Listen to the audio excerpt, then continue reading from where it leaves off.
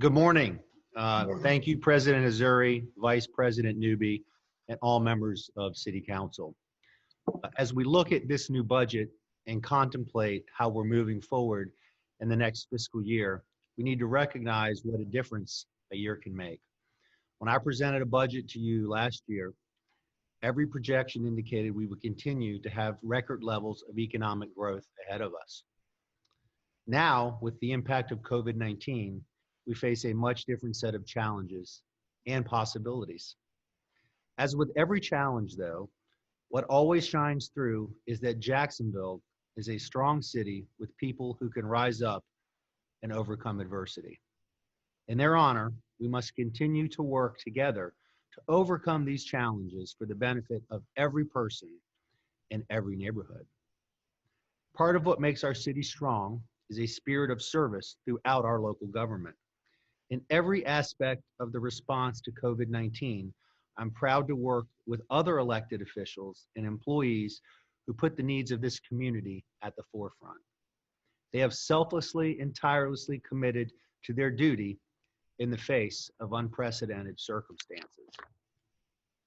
Today is my sixth opportunity to present a budget since I took office in 2015. Each budget has been a clear demonstration of my commitment to the people of Jacksonville and the key priorities of my administration. They also demonstrated my steadfast commitment to being a responsible steward of taxpayer dollars by reducing debt and maintaining strong reserves and contingencies to prepare for unforeseen challenges. This budget maintains that record. In fiscal year 2021, my proposed general fund budget is $1.34 billion. With this budget, I maintain a top spending priority for public safety. As in past years, this includes men and women who wear the uniforms and protect all of us. For example, we have included funding for renovations to fire stations as well as for brand new stations. We're adding important emergency response vehicles and equipment. But this budget also includes prevention and intervention programs like Cure Violence and youth programs at the Kids Hope Alliance. This will give us the ability to add a third Cure Violence location with help from state funding and expand mentoring and trauma response for our children in the year ahead.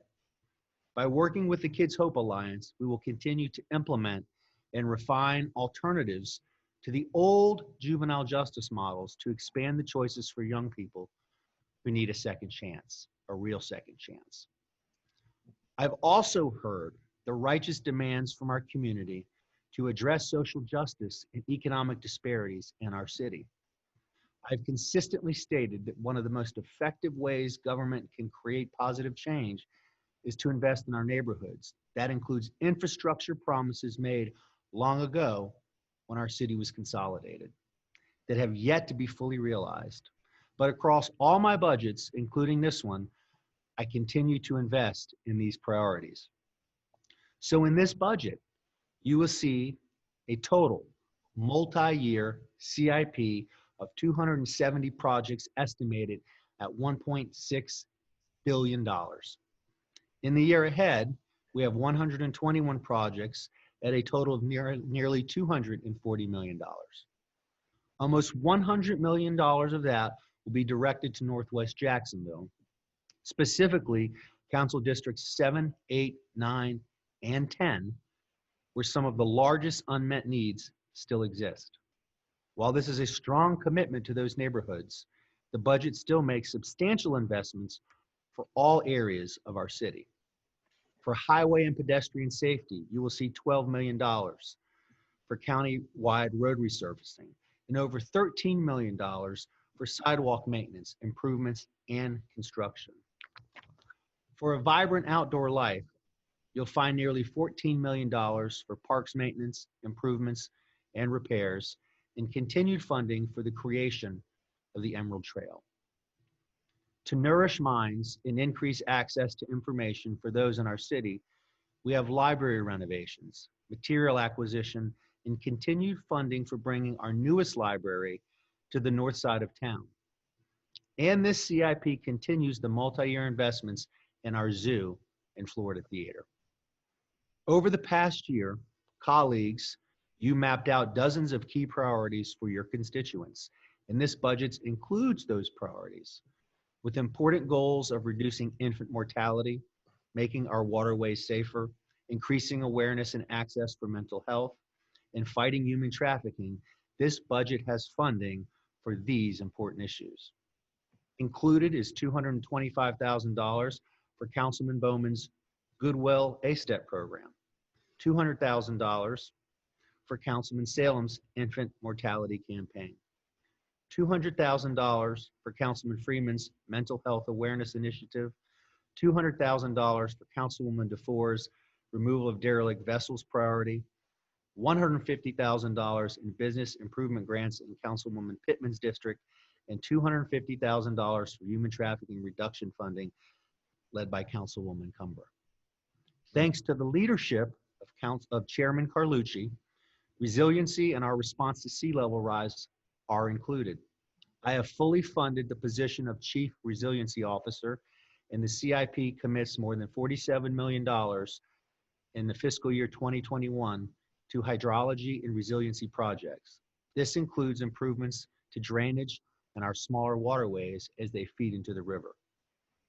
As voters in the months ahead contemplate approval of making our schools world-class, we continue in this budget to subsidize the School Guardian Program, a state-mandated effort that ensures qualified security is in each and every public school. COVID-19 exposed fault lines for some in our community related to healthcare.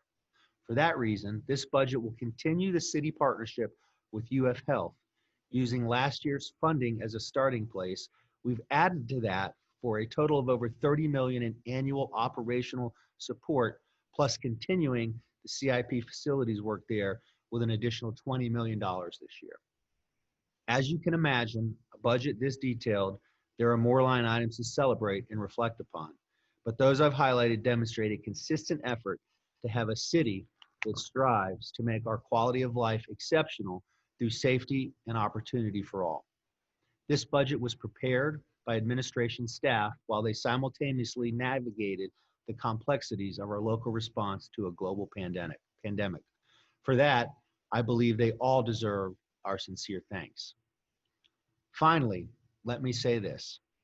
Despite the many challenges this year has brought us, I still have abundant optimism and faith in the people of this city. Those of us on the call today are fortunate to have this opportunity to serve our bold, resilient, and compassionate citizens.